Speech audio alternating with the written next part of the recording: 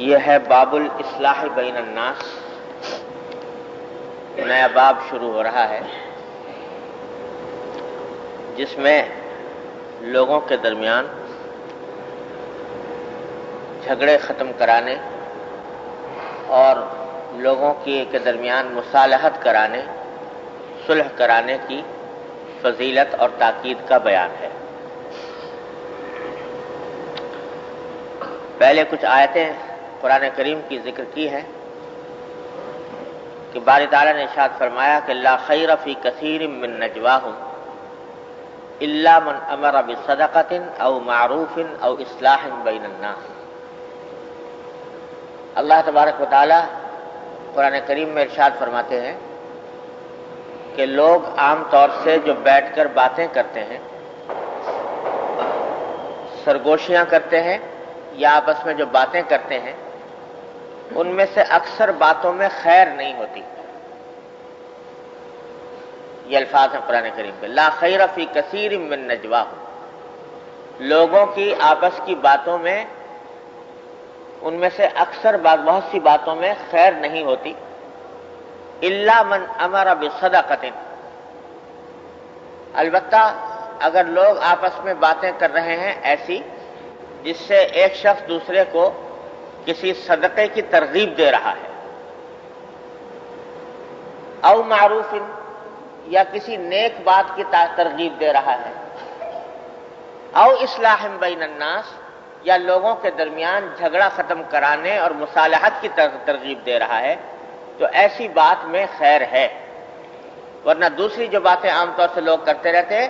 اس میں خیر نہیں ہے، بھلائی نہیں۔ تو اشارہ فرمایا کہ عام طور سے جو لوگ بیٹھ کر مجلس آرائی کرتے ہیں،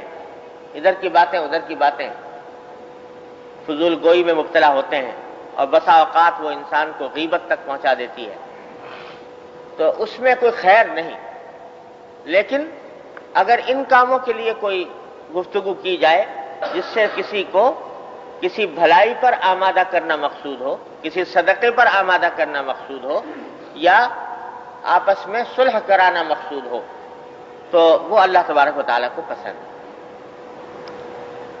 دوسری آیت نقل فرمائی کہ والصلح خیر، فرمایا صلح کر لینا بہتر ہے۔ جب کبھی کوئی جھگڑا ہو تو اس جھگڑے کو باقی رکھنا، چلانا بہتر نہیں، بلکہ آپس میں صلح کر لینا بہتر ہے۔ یہ الفاظ خاص طور پر استعمال آئے ہیں قرآن شریف میں میاں بیوی کے جھگڑوں کے بارے میں، کہ میاں بیوی کے درمیان اگر تعلقات کشیدہ ہو گئے، آپس میں ایک دوسرے سے رنجش پیدا ہو گئی، تو اس کو زیادہ بڑھانا چلانا ٹھیک نہیں، بلکہ اس کو آپس میں صلح کے ذریعے ختم کر لینا چاہیے۔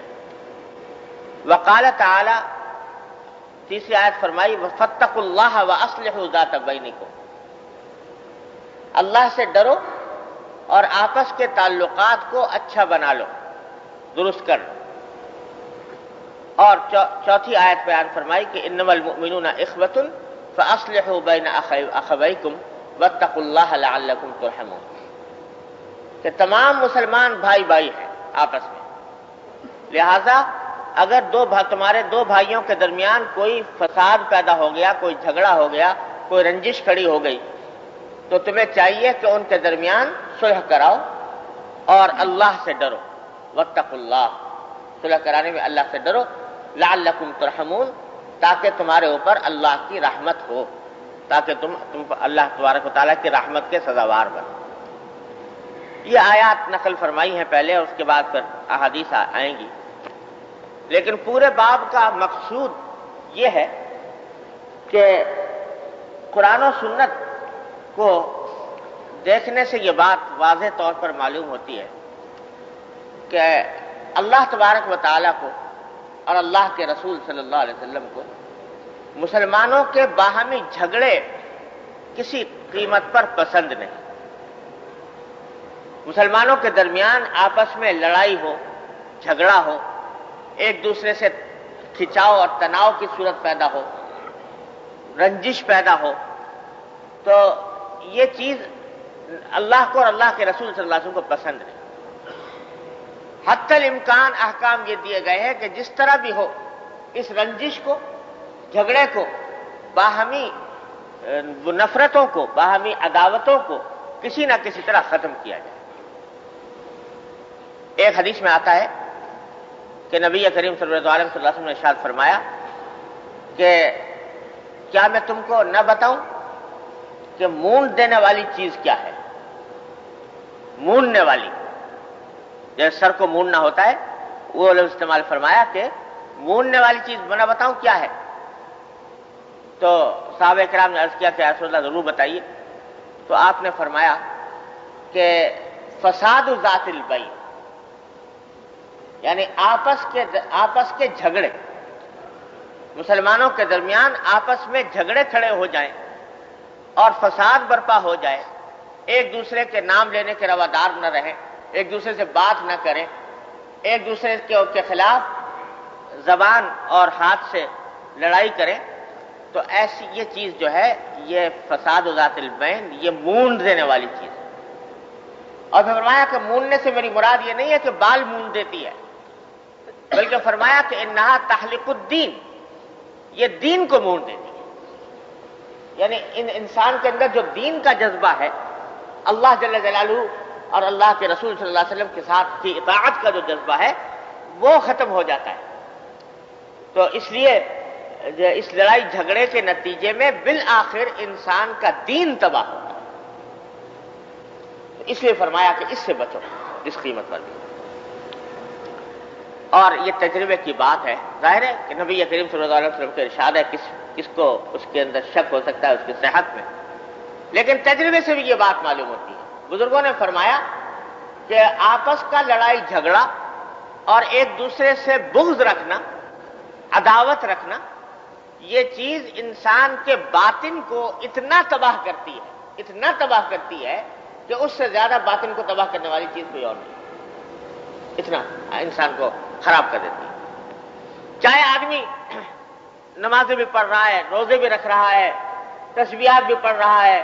اور وظیفے بھی پڑھ رہا ہے، نوافل کا بھی پابند ہے، سبھی کچھ ہے، لیکن اگر وہ لڑائی جھگڑے میں لگ جاتا ہے تو لڑائی جھگڑا یہ انسان کے باطن کو تباہ کر ڈالتا ہے۔ بظاہر نماز روزے میں لگا ہوا ہے، لیکن حقیقت میں اندر سے کھوکھلا، اس واسطے کہ دل میں بغض بھرا ہوا ہے دوسرے کی طرف سے۔ اور اس بغض کی خاصیت یہ ہے کہ انسان کو کبھی انصاف پر قائم نہیں رہنے دیتا،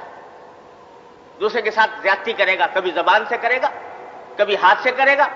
کبھی مالی اعتبار سے کسی دوسرے کا حق چھینے گا، تو اس واسطے وہ کبھی حد پر سلامت نہیں رہتا۔ اللہ، ایک حدیث ہے صحیح مسلم میں کہ نبی کریم صلی اللہ علیہ وسلم نے ارشاد فرمایا کہ ہر پیر اور جمعرات کو، پیر کا دن اور جمعرات کے دن، تمام امت کے اعمال اللہ جل جلالہ کی بارگاہ میں پیش ہوتے اور جنت کے دروازے کھولے جاتے ہیں، پیر کے دن اور جمعرات کے دن اعمال پیش ہوتے ہیں۔ یہ ذرا سمجھ لیجئے کہ یوں تو سارے دنیا کے ساری مخلوق کے اعمال ہر وقت اللہ جل جلالہ کے سامنے ہیں، وہ ہر شخص کے عمل سے واقف ہے، کون کیا کر رہا ہے، یہاں تک کہ دلوں کے بھید کو جانتے ہیں، کس کے دل میں کیا خیال گزر رہا ہے وہ بھی اللہ تعالیٰ تبارک و تعالیٰ اس کو جانتے ہیں۔ لہذا سوال پیدا ہوتا ہے کہ آپ اللہ تعالیٰ کی بارگاہ میں اعمال پیش ہونے کا کیا مطلب؟ وہ تو جانتے ہی ہے سب کچھ، تو معلوم تو عالم تو جاننے والے تو ہیں، اللہ تبارک و تعالیٰ سب کچھ جانتے ہیں، لیکن اللہ تبارک و تعالیٰ نے اپنے بادشاہی کا نظام اس طرح بنایا ہوا ہے کہ یہ دو دن مقرر فرمائے ہیں، پیر کا دن اور جمعرات کا دن،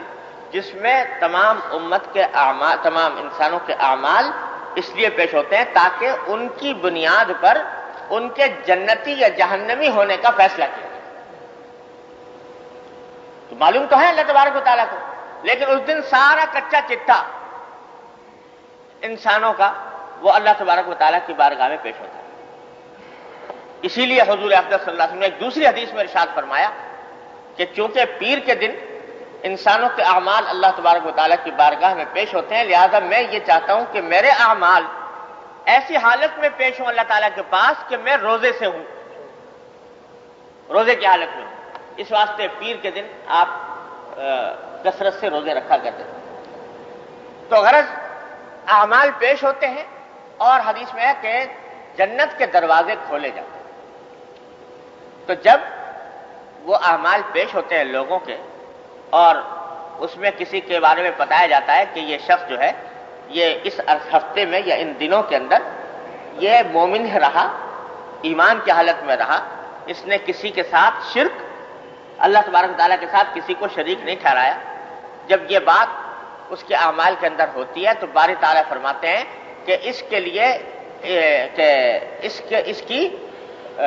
میں آج کے دن اس کی مغفرت کا اعلان کرتا ہوں۔ مغفرت کا اعلان کیا معنی؟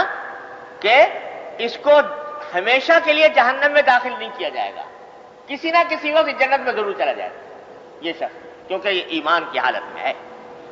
یہ اعلان فرماتے ہیں۔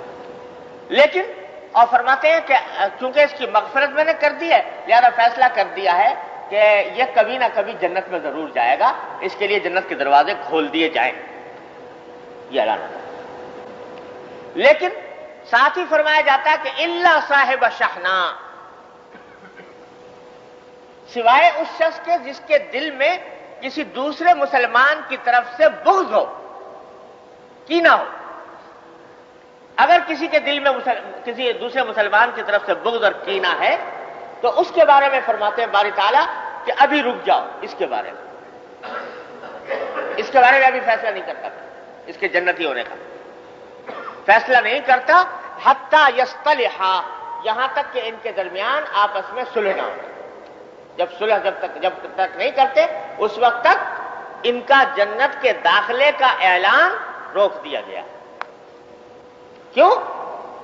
ذرا سمجھ لیجئے، یوں تو جو بھی شخص کوئی گناہ کرے چاہے صاحب ایمان ہو تو اس گناہ کا بدلہ اس کو قاعدے کے روح سے ملنا چاہیے، وہ فوراً جنت میں نہیں جائے گا جب تک کہ اس گناہ کا بدلہ، گناہ کی سزا نہ چکھ لے، اس وقت تک جنت میں نہیں جائے گا۔ لیکن اور اعمال ایسے ہیں کہ ایمان کے ساتھ اگر وہ اعمال خراب جمع ہو جائیں تو بھی یہ اس بات کا اندیشہ نہیں ہوتا کہ یہ اعمال اس کو بالآخر کفر اور شرک میں لے جا کر مبتلا کر دیں گے۔ اس واسطے اللہ تعالیٰ فرماتے ہیں چونکہ ایمان ہے اس واسطے جنت کا اعلان اس کے لیے کر دو، جو خراب عمل ہیں وہ یا تو یہ کسی وقت توبہ کر لے گا تو معاف ہو جائیں گے، اور اگر ہوا بھی تو زیادہ زیادہ یہاں آ کر سزا اس کو دے دی جائے گی، پھر یہ جنت میں چلا جائے گا۔ لیکن بغض اور عداوت ایسی چیز ہے کہ اس کے بارے میں خطرہ ہے کہ یہ بغض اور عداوت پر اگر قائم رہا تو کسی دن اللہ بچائے یہ اس کو کفر میں نہ لے جائے، اس سے ایمان سلب نہ کرا لے۔ اس واسطے اس کے بارے میں فرمایا کہ اس کو روک دو جب تک کہ ان کے درمیان آپس میں صلح نہ ہو۔ اس سے آپ اندازہ کر سکتے ہیں کہ کتنا زبردست ناپسند ہے اللہ اور اللہ کے رسول کو مسلمانوں کا باہمی بغض اور نفرت۔